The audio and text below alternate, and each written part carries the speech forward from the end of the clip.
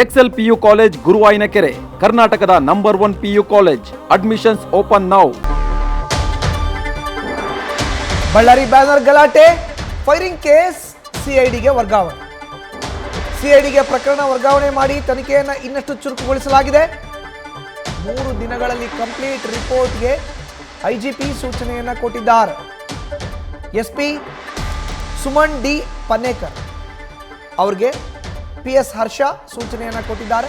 ಈವರೆಗಿನ ತನಿಖೆ ಹೊರತುಪಡಿಸಿ ಸಂಪೂರ್ಣ ಪರಿಶೀಲನೆ ಎಲ್ಲ ಆಯಾಮದಲ್ಲೂ ಆಗಬೇಕು, ಎಲ್ಲ ಆಯಾಮದಲ್ಲೂ ಪರಿಶೀಲನೆ ಮಾಡಿ ರಿಪೋರ್ಟ್ ಕೊಡುವಂತೆ ಸೂಚನೆಯನ್ನು ಕೊಟ್ಟಿದ್ದಾರೆ. ಹೆಚ್ಚಿನ ಮಾಹಿತಿ ನೀಡ್ತಾರೆ ನಮ್ಮ ಪ್ರತಿನಿಧಿ ಚಂದ್ರಶೇಖರ್ ನೇರ ಸಂಪರ್ಕಕ್ಕೆ ಜಾಯಿನ್ ಆಗಿದ್ದಾರೆ.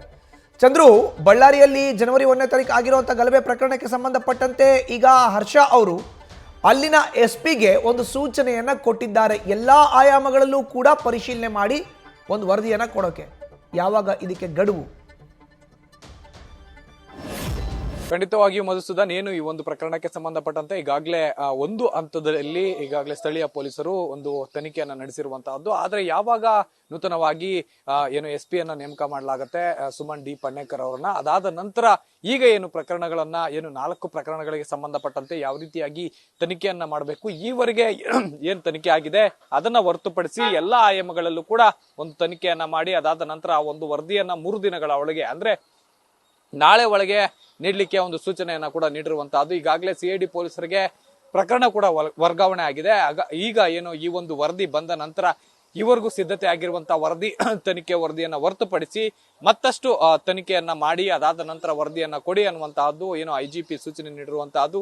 ಈ ಒಂದು ವರದಿಯನ್ನ CID ಅಧಿಕಾರಿಗಳಿಗೆ ವರ್ಗಾವಣೆ ಮಾಡ್ಲಿಕ್ಕೆ ಎಲ್ಲಾ ರೀತಿಯಾದಂತಹ ಸಿದ್ಧತೆಗಳನ್ನ ಏನು ಸ್ಥಳೀಯ ಪೊಲೀಸರು ಮಾಡ್ಕೊಂಡಿದ್ರೆ, ಇನ್ನು ಬಹುತೇಕ ಅಲ್ಲಿ ಏನು ಗಲಭೆಯಲ್ಲಿ ಪಾಲ್ಗೊಂಡಿದ್ದಂತಹ ವ್ಯಕ್ತಿಗಳಿದ್ದಾರೆ ಅಥವಾ ಅವರೆಲ್ಲರೂ ಕೂಡ ಬೇರೆ ಬೇರೆ ಕಡೆಯಿಂದ ಕರೆಸಿರುವಂತವರಾಗಿದ್ದಾರೆ. ಯಾರು ಕೂಡ ನಮ್ಮ ಕರ್ನಾಟಕ ಅಥವಾ ಬಳ್ಳಾರಿಗೆ ಸೇರಿದವರಂತಲ್ಲ, ಎಲ್ಲರೂ ಕೂಡ ಆಂಧ್ರ ಮತ್ತೆ ತೆಲಂಗಾಣಕ್ಕೆ ಸೇರಿದಂತವ್ರು ಅಂತ ಹೇಳಲಾಗ್ತಾ ಇದೆ.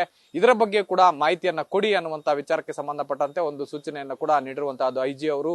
ಈಗ ಸದ್ಯಕ್ಕೆ ಏನು CID ಅವರು ಈ ಒಂದು ಪ್ರಕರಣವನ್ನ ತೆಗೆದುಕೊಂಡ ನಂತರ ಈಗಾಗಲೇ ಒಂದು ವರದಿ ಏನ್ ಬರುತ್ತೆ ಸ್ಥಳೀಯ ಪೊಲೀಸರದು, ಆ ಒಂದು ವರದಿಯ ಆಧಾರದ ಮೇಲೆ ಆ ವರದಿಯನ್ನ ಪರಿಶೀಲನೆ ಮಾಡಿ ಅದಾದ ನಂತರ ಏನು ಈಗಾಗಲೇ ಗುರುಶರಣ್ ಸಿಂಗ್ ಒಂದು ಕೊಲೆ ಪ್ರಕರಣದಲ್ಲಿ ಆರೋಪಿ ಆಗಿದ್ದಾನೆ, ಆತನನ್ನ ಬಂಧನ ಕೂಡ ಮಾಡಲಾಗಿದೆ. ಆತನನ್ನ ಮತ್ತೊಮ್ಮೆ ಕರೆದು ವಿಚಾರಣೆಯನ್ನ ಮಾಡಿ ಯಾರ ಸೂಚನೆಯ ಮೇರೆಗೆ ಗುಂಡು ಹಾರಿಸಿದ್ದು ಮತ್ತೆ ಜೊತೆಗೆ ಎಷ್ಟು ಗುಂಡುಗಳನ್ನ ಹಾರಿಸಲಾಗಿದೆ ಈ ಎಲ್ಲಾ ಮಾಹಿತಿಯನ್ನ ಈಗಾಗಲೇ ಸ್ಥಳೀಯ ಪೊಲೀಸರು ಕೊಟ್ಟಿದ್ರು ಸಹ ಮತ್ತಷ್ಟು ಆತನಿಂದ ಮಾಹಿತಿ ಪಡೆಯುವಲ್ಲಿ CID ಪೊಲೀಸರು ಎಲ್ಲಾ ರೀತಿಯಾದಂತಹ ಸಿದ್ಧತೆಗಳನ್ನ ಮಾಡ್ಕೊಂಡಿದ್ದಾರೆ ಅಂತಂದ್ರೆ ತಪ್ಪಾಗಲ್ಲ. ಇನ್ನು ಪ್ರಕರಣದ ಆರೋಪಿಗಳಾಗಿರುವಂತಹ ಏನು ಜನಾರ್ದನ್ ರೆಡ್ಡಿ ಆಗಿರ್ಬೋದು ಮತ್ತೆ ಶ್ರೀರಾಮುಲು ಆಗಿರ್ಬೋದು, ಇವರನ್ನು ಕೂಡ ಈ ಇಬ್ಬರು ಆರೋಪಿಗಳನ್ನು ಕೂಡ ಕರೆದು ವಿಚಾರಣೆ ಮಾಡುವ ಎಲ್ಲಾ ಸಾಧ್ಯತೆ ಇರುವಂತಹದ್ದು. ಮಧುಸೂದನ್.